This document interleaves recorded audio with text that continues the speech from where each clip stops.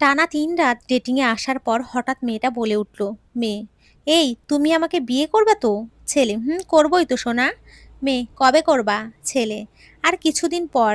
মেয়ে: আমার যদি অন্য কোথাও বিয়ে ঠিক করে তবে? ছেলে: আমি আছি তো পাগলি। মেয়ে: বিয়ের আগে এসব না করলে কি হতো? ছেলে: কেন, তুমি আমাকে বিশ্বাস করো না? মেয়ে: করি তো। ছেলে: তাহলে যে?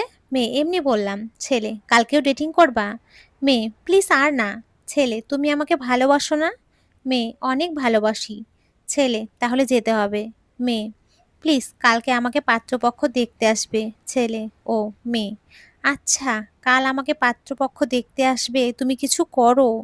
ছেলে: দেখতে আসলেই তো বিয়ে হয় না, দেখো কি হয়। মেয়ে: আচ্ছা, যদি বিয়ে করতে চাই? ছেলে: আমি আছি তো। মেয়ে: আচ্ছা, আজ রাখি। ছেলে: বাই। আসেন পরিচয় হওয়া যাক। ছেলেটির নাম ফাহিম আর মেয়েটির নাম রিয়া। ওদের ৫ মাসের সম্পর্ক। মেয়েটি ছেলেটিকে বড্ড বেশি ভালোবাসে। তাই ছেলেটি যা বলে তাই শোনে। ছেলেটির কথায় মেয়েটি এই নোংরা কাজে লিপ্ত হয়েছিল। কারণ মেয়েটি ছেলেটির কথায় রাজি না হলে ছেলেটি যোগাযোগ বন্ধ করে দিত, কথা বলতে চাইতো না। হঠাৎ করে মেয়েটার ফোন এলো ৬ বার। ফোন না ধরে ৭ বারের সময় ফোনটা উঠালো। মেয়েটি কান্না ভেজা কণ্ঠে বলে উঠল, মেয়ে প্লিজ আমাকে নিয়ে চলো, আমার বিয়ে ঠিক হয়েছে, কালকে আসবে ছেলেপক্ষ। ছেলে: কি বলো এসব? মেয়ে: সত্যি বলছি, আমার নিঃশ্বাস বন্ধ হয়ে যাচ্ছে, প্লিজ কিছু একটা করো। ছেলে: আমি এখন হঠাৎ করে কি করব বলো? মেয়ে: আমি তোমাকে ছাড়া বাঁচবো না, প্লিজ আমাকে নিয়ে চলো। ছেলে: আমি কি করব বলো, আমার বাসায় তো মেনে নেবে না। মেয়ে: রিলেশনে যাওয়ার আগে ওগুলো তো বলনি, এখন কেন? আর ডেটিং করেছিলা কেন? চলো আমরা পালিয়ে যাই প্লিজ। ছেলে: দেখো আমার জীবন কেবল শুরু, আর আমি তো বেকার, কি করব তোমাকে নিয়ে গিয়ে? মেয়ে: তুমি যেখানেই নিয়ে যাবা আমি সেখানেই যাব, তুমি যা খাবা আমাকেও তাই খাওয়াবা।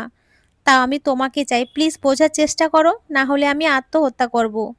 ছেলে: আচ্ছা, কাল দেখা যাবে কি করা যায়। ছেলে: দেখো আমার জীবন কেবল শুরু, আর আমি তো বেকার, কি করব তোমাকে নিয়ে গিয়ে? মেয়ে: তুমি যেখানে নিয়ে যাবা আমি সেখানেই যাব, তুমি যা খাবা আমাকেও তাই খাওয়াবা, তাও আমি তোমাকে চাই, প্লিজ বোঝার চেষ্টা করো, না হলে আমি আত্মহত্যা করব। ছেলে: আচ্ছা, কালকে দেখা যাবে কি করা যায়। মেয়েটি ফোন রেখে অঝরে কান্না শুরু করে। এটা কি হলো আমার জীবনে? ফাহিম কি আমাকে সত্যিই ভালোবাসে, নাকি সব মিথ্যা ছিল? নাকি আমার দেহভোগের জন্য এসব করেছিল? এখন আমার কি হবে? এসব ভাবতে ভাবতে রাত গভীর হয়ে যায়, চোখের পানি দিয়ে পুরো বিছানা ভিজে গেছে। ওদিকে তাদের বাসার লোক তার বিয়ের আয়োজন নিয়ে মেতে আছে। মেয়েটি আর কিছু খুঁজে না পেয়ে আবার ফাহিমকে কল দিল। তখন রাত ১টা বাজে। ২ বার কল দিল কিন্তু ধরলো না, আবার দিল, তারপর ফোনটা ধরলো ফাহিম। ফাহিম: এত রাতে কি, বিরক্ত করছো কেন? রিয়া: আমার ঘুম আসছিল না, প্লিজ বিশ্বাস করো, সারাটা রাত কান্না করলাম। ফাহিম: তোমাকে কে বলেছে কান্না করতে? যা হবার তা তো হবেই। রিয়া: তবে কি তুমি আমাকে বিয়ে করবে না? ফাহিম: বলছি না কাল দেখা যাবে।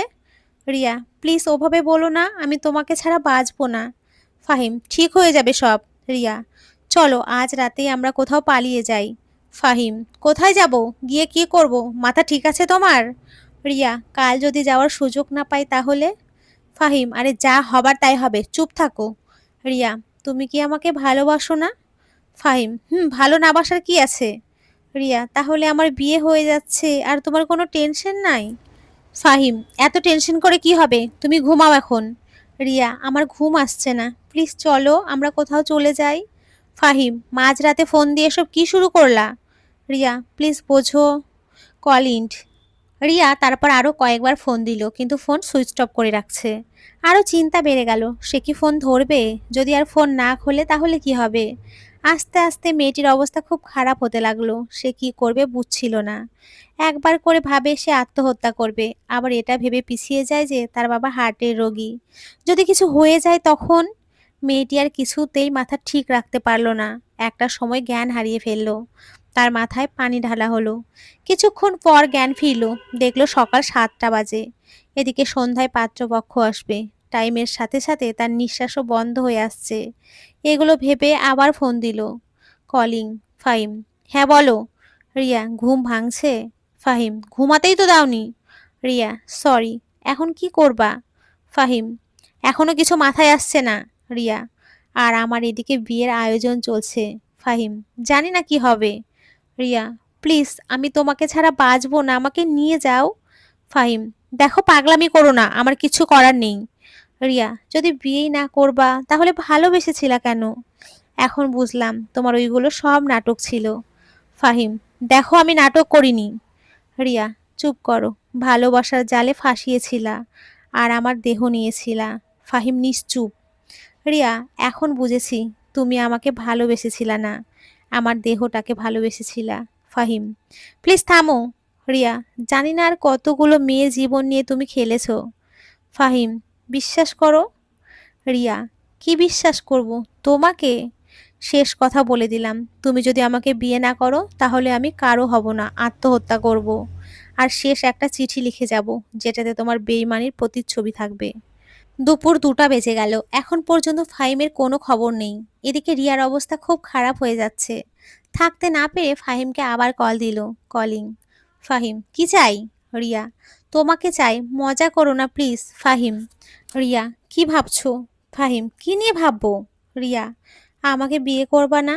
ফাহিম, আগেই তো বলে দিয়েছি। রিয়া, কি বলেছো আগে? ফাহিম, আমার কিচ্ছু করার নেই। রিয়া, তাহলে আমি মরে যাব। ফাহিম, কেন? অন্য কাউকে তো পাবা, তাকে আমার মতো করে নিও। রিয়া, কিন্তু আমার তোমাকেই চাই। ফাহিম, আমি অসহায়। রিয়া, আমার দেহ নিয়ে খেলা করে এখন বলছো আমি অসহায়। ফাহিম, প্লিজ চুপ। রিয়া, কেন চুপ করব? তুমি আমাকে বিয়ে না করতে পারলে ওভাবে বলেছিলে কেন? ফাহিম, আগে সব ভুলে যাও। রিয়া, এটাই কি তোমার শেষ কথা? ফাহিম, আমি বিয়ে করতে পারবো না। রিয়া, আচ্ছা ভালো থেকো, আর আমার শেষ চিঠিটা নিও। ফাহিম, আমার একটা কথা রাখবা? রিয়া, বলো, মরার আগে কি কথা তোমার? ফাহিম, তুমি মরে যাবা? রিয়া, জানি না, তাড়াতাড়ি বলো। ফাহিম, আচ্ছা তোমার ছোট ভাইকে দিয়ে একটা লাস্ট চিঠি পাঠিয়েছি, ওটা দেখে নিও। রিয়া, আচ্ছা ঠিক আছে, ভালো থেকো। ফাহিম, আমায় ক্ষমা করে দিও। রিয়া, আমার আর কোনো অভিযোগ নেই। ফাহিম, আচ্ছা bye. Riya, bye. Call ended. তারপর ফাহিম রিয়ার দেওয়া সেই চিঠিটা পেল। চিঠিতে লেখা ছিল, প্রিয়, তোমাকে অনেক বিশ্বাস করেছিলাম আর জীবনের থেকেও বেশি ভালোবাসতাম, আর তুমি আজ এমন করলে। আসলে মানুষের ভিতরে থাকা শয়তানকে কখনো দেখা যায় না তো, তাই হয়তো এরকম ভুল হয় মানুষ চিনতে। আসলে তোমার প্রতি আমার কোনো অভিযোগ নেই, ভালো থেকো তুমি। আমার ইচ্ছা আমি পরের জন্মে যেন তোমাকেই আমি পাই, একজন ভালো মানুষ হিসেবে যেমনটা প্রথমে ছিলে। এই কামনা রেখে আমি চলে যাচ্ছি, তোমার শহর ছেড়ে, তোমাকে ছেড়ে। এই মায়ার বাঁধন ছিন্ন করে তুমি ভালো থেকো আর নিজের যত্ন নিও। আর আমার শেষ একটা কথা, আমার মতো কোনো মেয়েকে তুমি ধোঁকা দিও না, প্লিজ, অনেক কষ্ট হয়। ওইদিকে রিয়া তার ছোট ভাইয়ের থেকে লাস্ট চিঠিটা নিল। সেখানে লেখা ছিল, প্রিয়তমা, প্রথমেই বলবো আমায় ক্ষমা করে দিও। তুমি যাকে বিয়ে করতে যাচ্ছ তাকে দেখেছো কখনো? তুমি আমাকে পাওয়ার টেনশনে তো খেয়ালই করনি। আসলে আমি সেই ছেলে যাকে তুমি বিয়ে করতে যাচ্ছ। ওই পাগলি, তুমি ভাবলা কিভাবে যে আমি তোমাকে ছেড়ে চলে যাব? আমি তোমাকে আগেই বলেছিলাম যে সব ছেলে এক না, আবার আমার মতো ছেলেও আর বেশি খুঁজে পাবা না। আর এই নাটকটি করা হয়েছিল তোমার বাবার জন্য, কারণ প্রথমে তোমার বিয়ে অন্য কারোর সাথে ঠিক করে ফেলেছিল। তারপর আমি তাকে বোঝালাম যে তুমি আমাকে ছাড়া বাঁচবে না, কিন্তু তিনি বিশ্বাস করলেন না। তারপর তোমার আর আমার সেই কল রেকর্ড তোমার বাবাকে শোনালাম যে তুমি আমায় না পেলে আত্মহত্যা করবে। তারপর তিনি ওই ছেলেকে বাদ দিয়ে আমার সাথে বিয়ে ঠিক করেছেন কালকে। তোমার বাবার জন্য একটু নাটক করেছি আর আমি দুষ্টুমি করে এইটুকু করেছি। জানি আমাকে ক্ষমা করতে পারবে না, যদি না করতে পারো তাহলে বাসর রাতে আমাকে শাস্তি দিও। পাগলিটা, বাই। যাচ্ছি আজ বিয়ে করতে, তুমি তাড়াতাড়ি রেডি হয়ে নাও।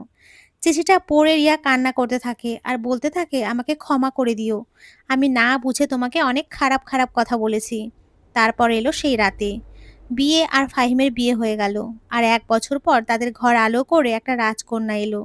তো বন্ধুরা, আজকের এই গল্পটি এই পর্যন্তই। সকলে খুব ভালো থেকো, সুস্থ থেকো। সকলকে অসংখ্য ধন্যবাদ। নমস্কার বন্ধুরা, খুব ভালো থেকো।